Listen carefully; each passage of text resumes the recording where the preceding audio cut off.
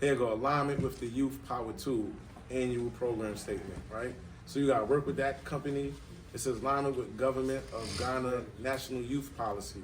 So it's just making sure you keep their policies as you making up whatever you're making up.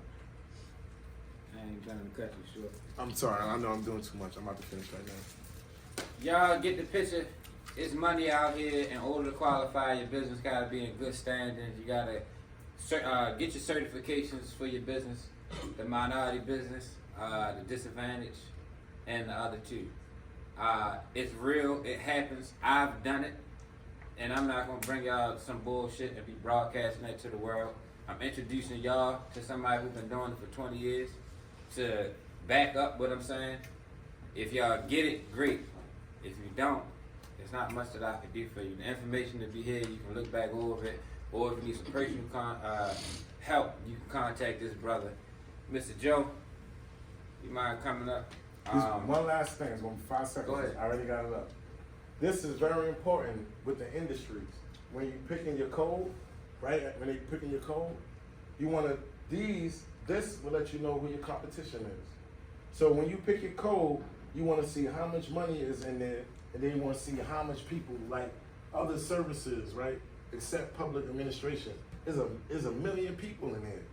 A million people trying to get the same grant. So you might not wanna do it under that code. So this take, when you do your code, because a lot of codes is the same, you want to definitely look at this, the number of entities that are in there that's trying to get the same grant that you're trying to get. And then you want to base that, and then you don't want to do it for just one grant, and then they never do grants in that field no more for like another 10 years, 5 years. So you definitely got to do statistics on what you're doing and have your vision what you're doing before you pick. So, Right, so the less is better. Less competition. You come on up. You got the show. Thank you. I appreciate you for coming, brother Paul.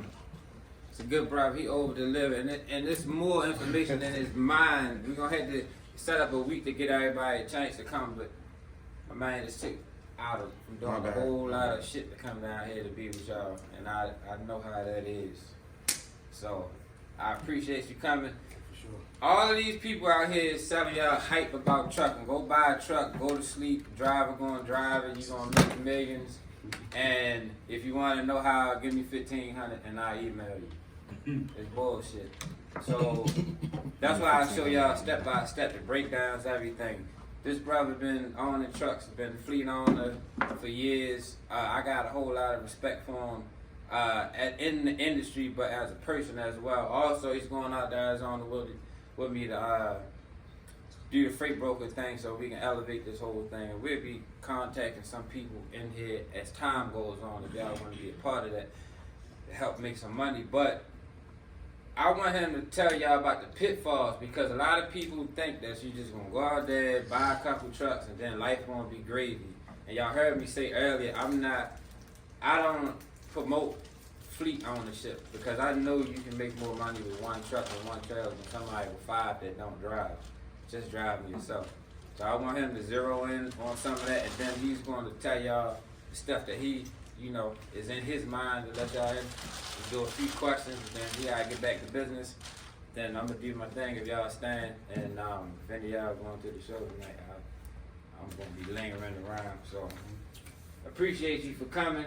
Sure. You got it, and let's get to it. All right, how y'all doing? How you doing? My name's Joe, owner of TTP Transport, Joe D Transport. So pretty much we're a growing company. We do regional work, eastern regional work, dry van, and lowboy work. So I have 11 trucks, 22 dry vans, and 2 lowboys. And also diversifying residential and commercial real estate. So Is that blind you? a little bit, but it's cool. It's cool. I don't need it no more. No, we good. So pretty much, it's a lot of people doing a lot of guru stuff and selling a lot of false information. The trucking industry is definitely lucrative. It's definitely something that's good to get into, but you got to have your ducks in a row. I think that I was more fortunate, on the journey, in the beginning, but at the same time, you still have pitfalls. a lot of people look at having a bunch of trucks and they feel like if they can get, 6, 7, 8 trucks, they're gonna be bringing in the bank. But I think that a lot of people now realizing the expenses that come with it, and what it takes after you actually, whether you take loans out to get the trucks or you're renting the trucks.